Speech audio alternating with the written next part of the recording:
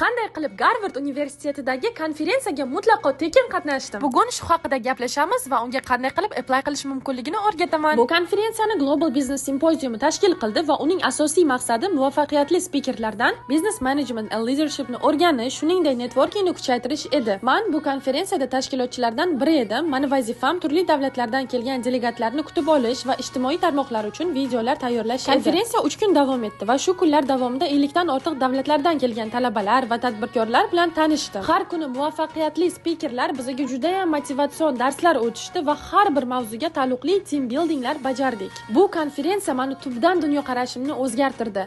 Maqsadga intiluvchan va aqlli insonlar bilan tanishdim, fikrlar almashdim va shuni tushundimki, ilm olishning chegarasi yo'q.